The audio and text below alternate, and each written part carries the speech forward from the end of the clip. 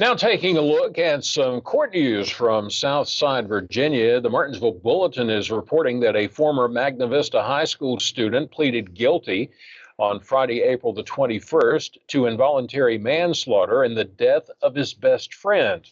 18-year-old Ricardo Antonio Mitchell Jr. of Axton entered the plea.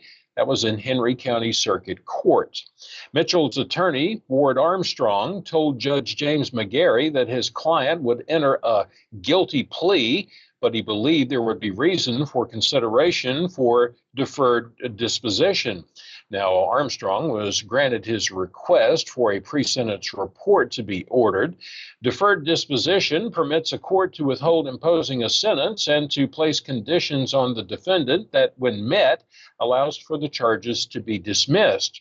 Police said on the morning of November the 4th of 2021, a 2005 Honda Accord driven by Mitchell was traveling west when the vehicle ran off the right side of the road, struck a tree, and then overturned. The crash occurred on State Road 687, almost 1.5 miles from Magna Vista High School. A passenger in the vehicle, 17-year-old Nicholas James Pruitt of Axton, died at the scene. Two other passengers, a 14-year-old and a 17-year-old, along with Mitchell, were all transported to the hospital with injuries. Now, the bulletin reports that when asked if he understood what was being said, Mitchell told the judge he did, but he had difficulty due to medication that he was taking for a brain injury sustained in the crash.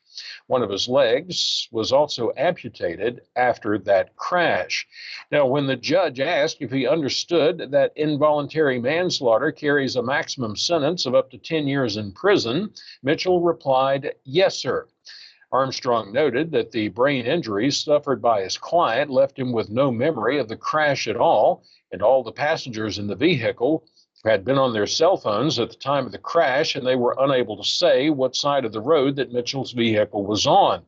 Armstrong admitted speed appeared to be a factor, telling the judge one report said 84 miles per hour, another said in the excess of 90 miles per hour, so they know that there was excessive speed.